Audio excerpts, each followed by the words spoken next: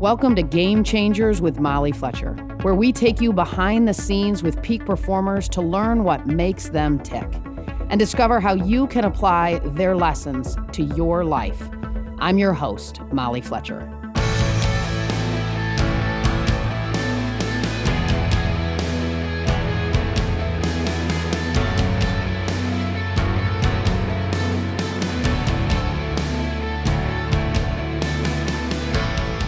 Known for his innovative approach and imaginative managerial tactics, not to mention his fun glasses, Los Angeles Angels manager Joe Maddon has left his mark on baseball.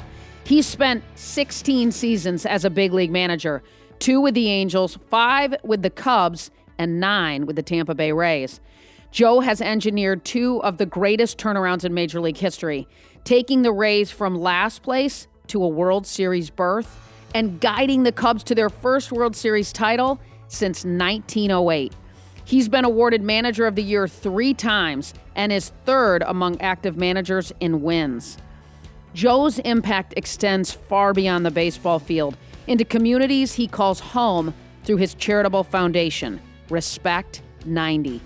The Hazleton Integration Project, which Joe started in his hometown of Hazleton, Pennsylvania, has become a national model for integrating newcomers into a community and unifying the varied cultures in his hometown. In our conversation today, we dig into the unconventional leadership tactics Joe uses, from unique clubhouse visitors to themed road trips to meditation. And we dive into some of my favorite Maddonisms. Do the simple things better. Don't let pressure exceed pleasure. And the process is fearless. This one, it's a must listen for leaders. Check it out. Here's my conversation with Joe Maddon.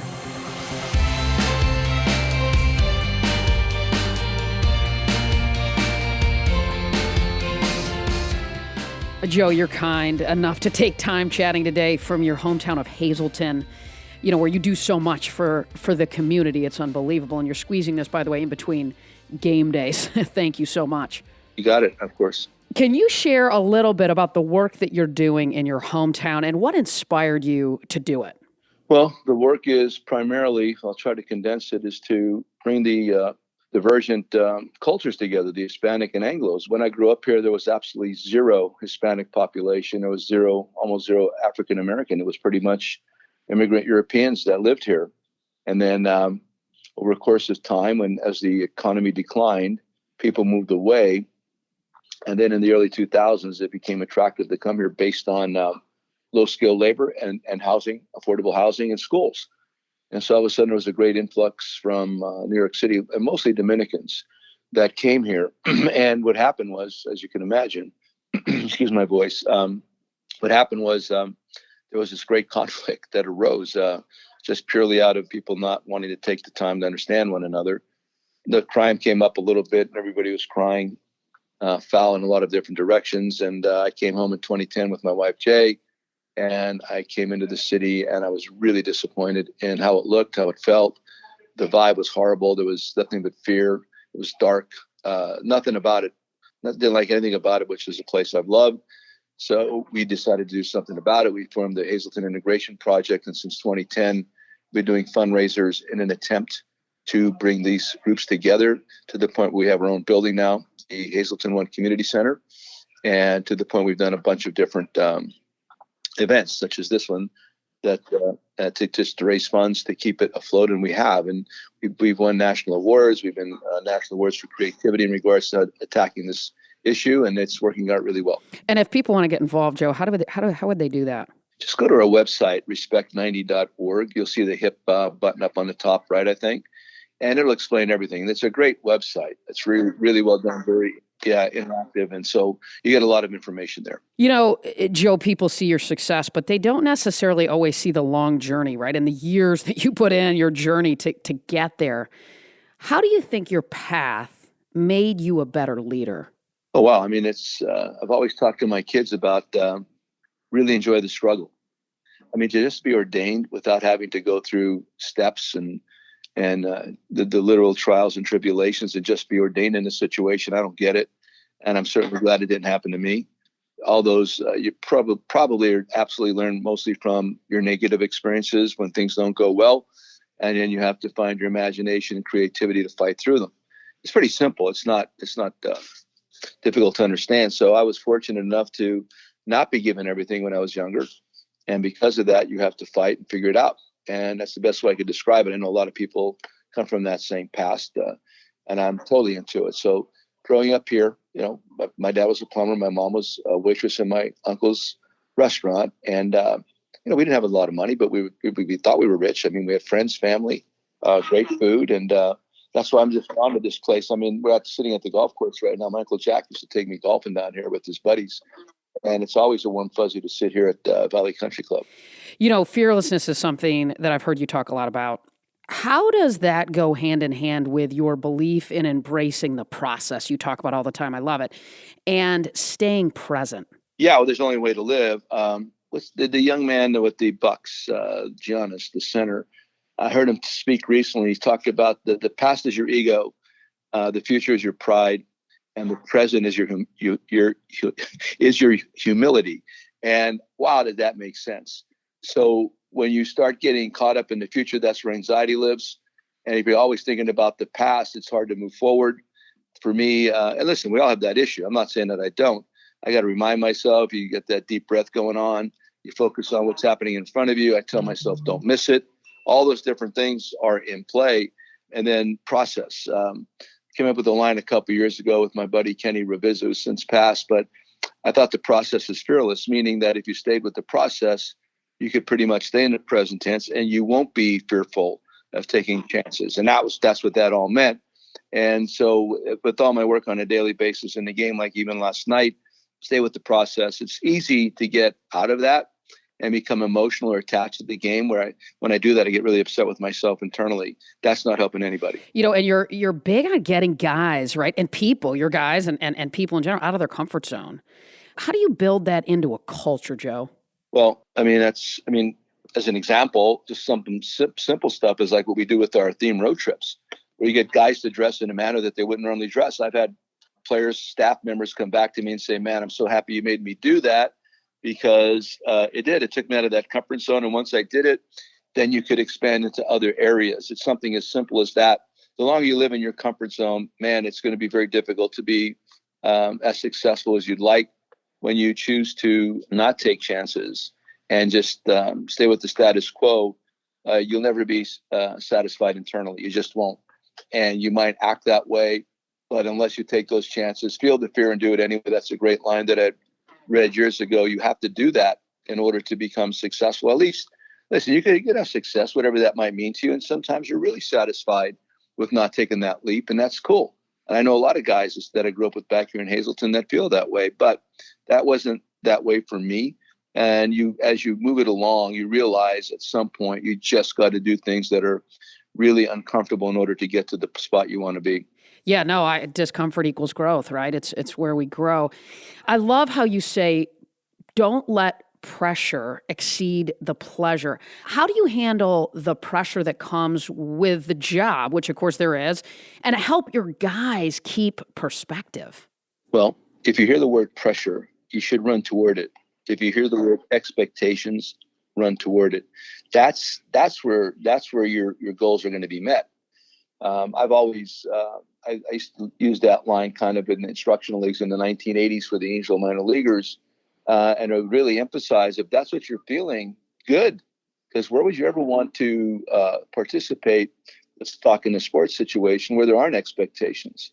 Why would you want to be there where nobody expects the best out of you and the word pressure is not applied? You're not going anywhere. You're a second division team. You're not winning championships and you're really not growing. So I think easily for me, and I preached that really hard to the Cubs while I was there, all my Cub players, is that run towards that and never permit the pressure to exceed the pleasure of the moment. And it resonated with a lot of them. And Chris Bryant is a perfect example. KB loved when I brought that phrase up, and it helps just by thinking it helps you in a moment. And that's That's what things like that, phrases like that can do. It can take you out of a funk and put you in the right frame of mind, which then puts you in the on the path towards success. Joe, along the way, right? I mean, you've had a heck of a journey. What's a leadership mistake maybe that you've made in your career, and maybe a lesson you learned from it? Well, briefly, when I was managing in Midland, Texas, I started taking things personally when we weren't doing well, and that never plays well. So what I did, I one day went to the local newsstand when newspapers were prominent, and I picked up as many newspapers from throughout the country that I could, and I took out the classified ad sections and I taped them up all over the clubhouse, including the back of stalls in the bathroom and above urinals. So my point was, listen, boys, if you don't want to put out the right effort, these are your options. That was probably the biggest and ugliest moment that I've had as a coach, manager, instructor, teacher, leader. Really the wrong way to go about it. And it was purely based on the fact that we were not doing well. We were losing some games. And I started to take it personally without realizing some of these guys just did not have the ability to perform on a level that we're going to be winning all the time. So that was a mistake. And so what you do there, you never teach or lead through intimidation, never teach or lead in a negative way or a punitive way. That is such a mistake. And sometimes people get caught up in that. And we're all, my generation, we're all based in what we thought of Vince Lombardi, who was outstanding at what he did. But everybody wants to be really hard-handed and get angry and upset and spit and whatever coming out of your mouth as you're trying to make a point. And to me, self-discipline is the key to success in regards to leadership, where if I could discipline myself, and discipline does not have to come through a loud measure. It could just be a quiet measure, and discipline really comes down to consistency for me anyway. So that's what I've learned. And you're a relentless optimist. Absolutely. I love it. There's always, as some people say, your glasses are always rose-colored. How do you stay positive, Joe, during tough times? I mean, how have you wired yourself to show up that way consistently? Well, I think it's a product of where I'm from. Growing up, my parents, my mom and dad, my dad was definitely the optimist. My mom could be kind of tough, my Polish mother. The Italian side, they were a little bit more, they could let things go more easily. And as a kid growing up, I played all the sports from the time I was 6. And I think I probably had some really good coaches. I know I did. But I can't even remember the bad moments hardly. It's just all the good moments that I remember. So people were emphasizing the right things to me. And I think I was able to just throw the negative aside and stay with the positive thoughts, because that's the way I was going to be successful. So that was just nurtured inadvertently as a kid growing up. And that's a big part of why I want to be so involved here, because in some ways I owe this town, I owe this city, all the men, women, teachers, aunts, uncles, whatever that came before me, because they're the ones that really put me in this mental place. We've had, Joe, a few baseball guys on our show, and obviously resilience in the game of baseball is key, right? I mean, you can go 1 for 3 and you're a stud, right? What is your mindset around failure? It's temporary. It should be. It will remain temporary if you don't give it enough power. I mean, if you want to empower failure, then you're going to just continue to be in that same slot. As an example, I have a rule with my team. I want us to win hard for 30 minutes and lose hard for 30 minutes, or lose hard for 30 minutes and then move on. I think the mistake some of us make is that we want to dwell on those negative moments way too long. And when you do that, it's going to carry over. I promise you it's going to carry over. You could train your mind or your being to be that way. So that's it. I mean, win hard for 30, lose hard for 30, moving on to the next moment. And that's all about staying in the present tense. And that's all about humility, just like John has said. I really believe that. And I'm just repeating that because when he said that, he's a young man too. That really resonated for me, of trying to understand and verbalize exactly what I meant. And he put it very succinctly into exactly what I thought. Yeah, no, he did. It's interesting. I mean, Joe, you have a ton of interests away from the game of baseball. I mean, you have all kinds of things that you enjoy doing. I mean, to me, you're a guy who has married success and fulfillment. I think at some level in our world today, there's this false choice that you can have one or the other. I believe you can have both. You certainly live that way too. How have you done that, Joe? I've always sought balance in my life, from way back when. And I actually wrote I actually wrote a little piece about that when I was a kid, or not when I was a kid, in the 80s, and I actually have it regarding balance. And I found it recently, and I got it on my Google Drive. But it's always been important to me, the fact that you are able to just drop it. You need diversions. Like right now during the baseball season, I need a diversion. That's why golf has turned into my diversion now at the age of 67. Bike riding has been a diversion for a bit, which is a good diversion. But you need a place to park it. And beyond that, reading. I've been a voracious reader since 1975, I think, or six. Uncle Chuck gave me the Centennial by James Michener, and I never stopped. That book really, that just opened my mind. And eventually Pat Conroy became my favorite, Ken Follett. And then when I go to a bookstore or I look online, I can't believe all the stuff I've actually read over a period of time. And I think that helps a lot also, pre-Netflix, pre-Hulu, pre all this stuff where you actually sat and read quietly, and the time didn't matter, and you get totally absorbed and your imagination flows, and you see that there's another perspective. And I encourage kids to read so much. That is really the key right there. Not just read, which I tend to do now, articles or newspapers. Get a good novel, fiction or not. I'm a fiction guy, and really get absorbed. That's one of the best teachers there is.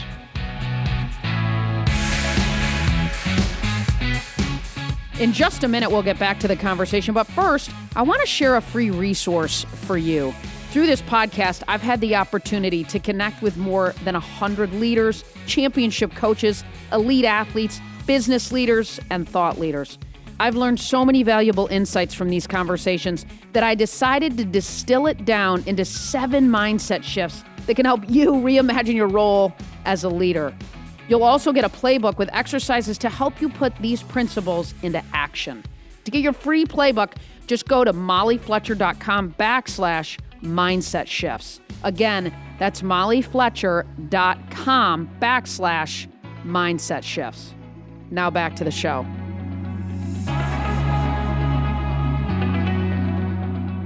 The baseball season's long, right? It's a grind at some level. As a leader, how do you take that mindset that you have to have that balance, to have that sense of perspective at some level? How do you layer that down to the 25 guys in the clubhouse, right? To help them stay focused, to manage their energy effectively so that they can perform? Yeah, basically, when I walk in the door every day, they should see the same person walk in that door, void of being overly excited because we had a couple games in a row that we won, or totally depressed because we lost a couple. I've had that guy be my manager or coach in the past. That is not good. That will infiltrate the psyche of everybody in the room, because whether you want to believe it or not, understand it or not, the players are always looking at you. During the game, they're always looking at you, how you're going to react to a bad moment. If there's times I might look back, and if you look back, you'll see everybody looking at you. You don't even think about it, but they are. So it's a discipline, it's a consistency, and again, it's the balanced perspective. And last point, I really learned a lot from the guys I never wanted to be like, maybe even more than the guys I wanted to be like, because as a young player, man, there's some guys he doesn't get it, and the way they would react to you in a bad moment, that didn't help me. It didn't help me a bit, and it's not going to make me better at all. It's just going to make me worse. And all that stuff helps to create balance. From a leadership perspective, Joe, what would you, if you had to dial it down, right, and sort of the 2 or 3 biggest things that you lean into as a leader consistently so that you show up in a way that allows your guys to execute, what do you think that is from a philosophy perspective? Yeah, I mean, I might go a little bit off track here, but I think it's sleep. I think it's a good diet. I think it's exercise. I think it's meditation. I think all those things help promote this. We all want what you're talking about. We all want this level-headedness, this ability to fight through bad moments. We wanted the next one to remain calm through the most chaotic moments. But okay, you want to do that. But what permits your mind and body to be able to do that? And I'm telling you, sleep, number one. Good diet, meditation. People, you talk to them about it, they go, come on, you just lie there and you think and you breathe, and come on, how does that help? It's incredible how when you meditate, whatever you manifest internally, mentally in that moment. I'm a 20-minute meditator, 15, 20 minutes. It's crazy how that thing turns out, where all this stuff seems to slow down and appear during the course of the day, which then permits you to handle this chaotic moment. So it's that. If you really want to be able to be more in control of the moment, take care of all these other things first. Permit yourself tools to slow things down. And that's what I've done. Well, with 182 games, right? I mean, if you're not taking care of yourself, you're not managing your energy well, you can't show up. I mean, I always believe you've got to manage your energy sometimes more than your time, right, to perform. Absolutely. When you show up and the head feels like it's swimming a bit and you just can't, that grogginess is still there and you're trying to shake it. Day games after night games, 85 degrees, humid outside. And I'm one that I have to stand up the whole game and I will not sit in the shade. So you really gotta fight those natural human items, qualities, or feelings that you're going to get under those circumstances. And then there's days, man, that everything flows. You got 7-8 hours of sleep. You just took your time that day. You were not in a hurry. You never felt rushed. And then everything's wide open to you and you can see everything in advance. It's great. What would you say is harder to handle, Joe? Success, you've had a ton of, right? And of course, you've had some failure along the way. What would you say is harder to handle, success or failure, and why? Well, I mean, not that failure is harder, like I said before, but it's your best teacher. I will obsess over the things that I think I've screwed up until the point I need about a day sometimes to just, like I said, I have the power. I talk about the power of 24 hours too, where you're able to get over a moment and move along from there. But I could obsess over things that I've done wrong that might impact others, and that's the one that I need to get better at, and I try to get better at. The successes, I have a tendency to enjoy them and then move on. Regarding like even a World Series in 2016, I haven't sat down and mentally dissected that at all. I have just, right now I'm with the Angels, and now my focus is on us winning here. And you get a lot of people reminding you of what you had done, and you say thank you, and that's great, and I appreciate it. But it doesn't like absorb me to the point where I sit there and go, man, you're really good, or wow, that was great. I mean, I don't do that. That's just not part of who I am. Yeah, no, you're certainly far from complacent, right? And complacency to me is what you're avoiding inside of that mindset. I love it.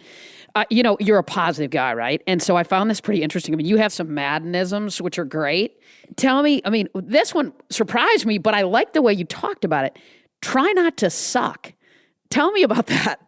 Well, if you're a Major League Baseball player, and we'll just talk about baseball, actually on a daily basis, one of the main concerns you have is about embarrassing yourself. But you have so much scrutiny going on, whether it's the media, through television or writers. Now it's social media, your front office, your peers, your mom and dad watching, your buddies, your college coach. I mean, there's so much pressure to not mess up. So one day, David Ross and I were talking in the dugout at Wrigley and concluded that what's really going on is we're trying not to suck. And Javi Baez came to the team, and so I sat down with him in this really small former manager's office at Wrigley, and he's sitting across the table from me. And as I get done, I said, by the way, just want you to remember one thing. Just try not to suck, buddy. All right. And he smiled, he laughed, smiled. And that's a great way to disarm. I mean, if you could disarm and take the air out of the balloon a little bit, the pressure valve, if you could do that, that's what it's all about. It's a better way of letting these guys, you're going to make a mistake. Absolutely you are. So you're going to go out there, you're going to try not to suck. And in the moment, sometimes you do.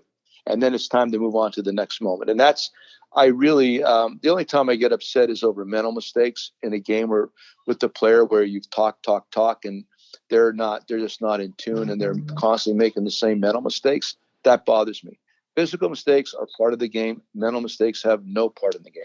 And you talk about do simple better. Do simple better. Tell me about that. Do simple better. Everybody thinks that, this started with players in general. Everybody's looking for a convoluted answer to be the right one. What is Occam's razor? The simplest answer is probably the right one. And so, I mean, that's all this stuff was percolating. And one day I just thought, well, let's just do simple better. And then you could convince players, listen, you don't have to conjure up new ideas, thoughts, try different things. Just kind of like simplify. What's the one thing that might connect everything else? So do simple better. When a game starts, everybody loves information, right? I promise you, when it's hot out there and things are moving really quickly, there's the information you might have. If you have a nugget to hold on to, maybe two, that's all you need. And what you need is to be rested, good diet, all the other things that I talked about. Then that your athleticism takes over. Everybody's giving all this information analytically credit for winning games. The analytics, the most important things analytics does for me is acquire people and maybe set things up. But don't underestimate and never underestimate the talent involved. The talent's the ones that make this happen. And that's really what it comes down to. Mm-hmm. Be an athlete, right? Don't overthink it. I bet you're probably so good for guys, they go 0 for their last 12 and they're in their early BP and you're like, dude, that's not what it's about. Get some sleep, eat well, chill out, play some Angry Birds and get back out there. Correct. Don't even hit today. Don't take extra BP. Just show up, shake hands and play. Sure.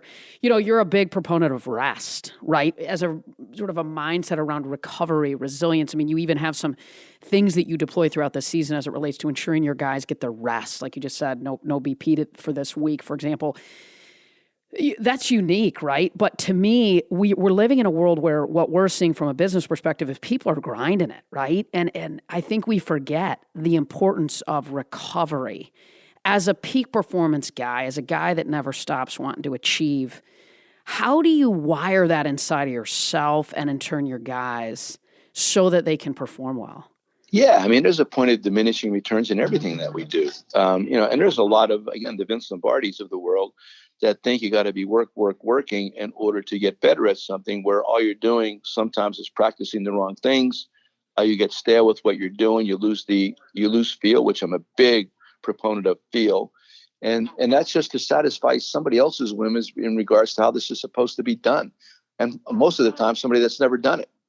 And all of a sudden they think they know what's best for you. And that's part of it that really bothers me in our sport in today's world where feel is scoffed at. And I'm here to tell you, feel is the gift of experience. So if you've not had an experience of doing one thing, it's very difficult to understand that. So rest matters so much. You get stronger. You get stronger mentally. You feel better, and you actually feel. I'm talking about feel maybe within your hands better. All this stuff comes back to you. So a lot of times, I'm telling you, when it comes to grinding and using that word, you got to be careful who's insisting on the grind because sometimes they have no clue in regards to what they're talking about. You have a pretty special player in your clubhouse in Shogitani, right? A player who's transforming the game in ways that we've never seen. When did you know he was special, right? And what's it like managing him? Yeah, well, I was with the Cubs when we interviewed him to be a Cub a couple of years ago. And I saw the videos and sat across from him and spoke with him. And really, God, you talk about a humble gentleman. I mean, just the greatest guy. And then I had him with him last year, but he did not have a good year last year. But you knew all of that was within him. And now he's stronger. He feels better. He's had issues with his arm. He's had surgery. And we've developed a process by which to work with him on a daily basis, which he's very comfortable with. So you're seeing the result of that. You're seeing the result of this great athlete that we've taken the concern of like getting hurt out of his head and just going to play baseball and enjoy it. He really enjoys the day. That's the one thing I love about Shohei as much as anything. He is always able to enjoy the moment, good and bad. He'll strike out whatever in an important moment, come back, put his helmet down, get ready for the next at bat. He's got a great method. Yeah, for sure. It's so obviously incredibly unique. A guy that can throw that hard and then get it done at the plate. It's amazing. Hey, we end with rapid fire, so I'm going to hit you with some quick ones and you just fire back what comes up. Sound good? Sure. One word to describe yourself. Polish Italian. Is that 2 words? Hey, let's go with it, man. How would others describe you? The word that used to be utilized a lot, and I never understood until later, was organized. As a kid coming up in the game, I was one of the first to really organize paperwork. I was one of the first to use a computer, a laptop, even a word processor. So Marcel Latchman used to tell me I'm very organized, and I didn't even know if that was a compliment or not. I think it is. I think it's a good thing. What's something people often get wrong about you? Maybe a misconception. What do they get wrong about me? You don't read the paper, do you? Oh yeah. Well, but that's the thing about when you read the paper. That's there for the fans' enjoyment and it's entertainment. And I've talked to writers all the time. that's their opinion and that's their job, and they need to do however they would like to. But there's so much bias involved in everything that goes on in the world today, and sometimes the motivation could be intentionally to harm somebody, and it's absolutely true. So for me, it's one more time. The question was specifically what people might get wrong about you, right? A misconception. That let's see. They get wrong about me that I like to go to the bullpen early. Got it. I love pitchers start. I love starters going 6 innings or more. Yeah, for sure. Most guys do, right? You'll leave them out there a little bit to grind through it, you mean? Sure, that's how they learn. Sure, I love it. What's your favorite thing to do in the off season? It's been bike riding, but now it's golfing. I'm like a freak. I'm an absolute. I wanted to commit myself to the game so I can compete again, and actually try to lose some money, not win, but lose some money with better golfers. Okay. And that's all been achieved. There you go. You're losing some money. Yeah, losing money's been a part of my daily process with that. But it's been, I've really studied it. I've watched videos. I've talked to professionals, and my game's gotten infinitely better since when I was a kid in the 70s. I played pretty well. Then I dropped it for like 30 years. And so I just wanted to pick it back up, and I'm having a blast. That is all. Well, talk about a place that you can only have like one swing thought. Right. It's on the golf course. Well, that's it. You're right. I mean, right now my swing thought is pick a target out. And if I could pick the target out, it's incredible how I can hit the ball at the target.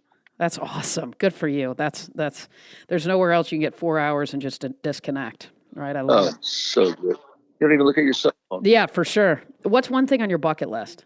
One thing, God, I've had such a wonderful opportunity to do so many things that I wanted to do. I would say the Amalfi Coast would be it in Italy.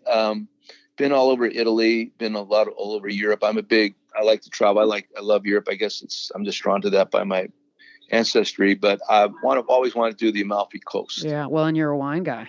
There's some good wine over there. Yeah. I mean, the whole thing. Yeah. It's, I've done all of that, man. I've taken a train by myself from Venice to Regensburg, Germany, and, cut up through Innsbruck and all that kind of good stuff. Listening to Springsteen on an old, what was those iPods, those little ones, those little fat ones. And I'm sitting there drinking a bottle of wine, eating prosciutto with some good bread all by myself. I'm thinking, my God, how did this happen?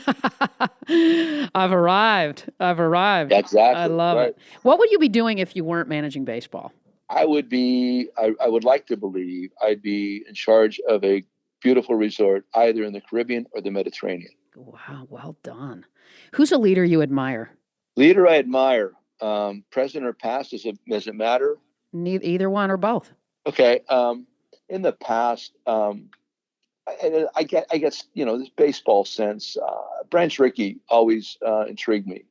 What he did and how he got through it, and how he brought Jackie Robinson in, and there's probably different sides of this man that we really don't know about, but his process was great. I mean, he would have been a computer guy. He would have been an analytical guy in the 40s if it was available to him. I thought he's very progressive, ahead of his time. That's the one guy in the baseball world I would have liked to have met. I really would have liked to have met him. The present day would be Colin Powell. I'm a big Colin Powell fan, and he's the one guy I'd hoped would have run for president and never did. He's just too smart to do that. Sure. So the show's called Game Changers. So one last question. Who's a game changer, or what game changer inspires you and why? Who is one game changer? It inspires me. Wow. I mean, I'm living with two of the arguably best baseball players ever played. I mean, Mikey Trout and then Shohei, what he's doing right now. I'll tell you what really inspires me, though. It's the day. The day inspires me. I get to wake up and plot and plan a baseball day, and I have my own procedure. I get up and I brew a pot of French press, and I put my favorite radio station on, and then I read the New York Post, and then I write my lineup, and then I read the Hazleton Standard Speaker, and then I just from there I'll go do something athletic, whether it's play golf or ride my bike, and then you get to the ballpark and you interact, whether it's with the press, the players, your coaching staff. I enjoy the day. And that's what inspires me. The day inspires me. I love it. I can't think of a better way to wrap. Joe, thank you for coming on.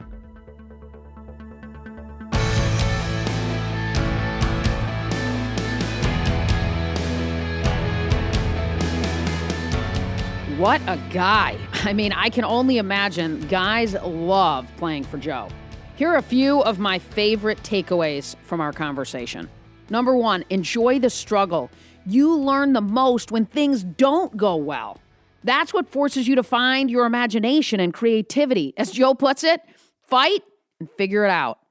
Number 2, boy, that sounds a lot like my dad. Number 2, run towards pressure and expectations. If that's what you're feeling, good. That's where the goals will be met. But don't let the pressure exceed the pleasure. Number 3, let the day inspire you. I love how Joe answered this question. What game changer inspires you and why? No guest has ever answered this question quite this way. The day inspires me. I love that. Find inspiration and joy in the day. Love it.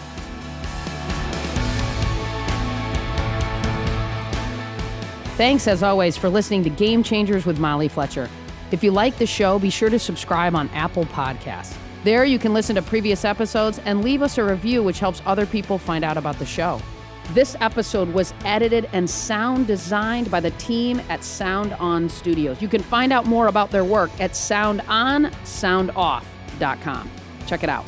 For more about me, visit mollyfletcher.com. Until next time, stay curious and be bold.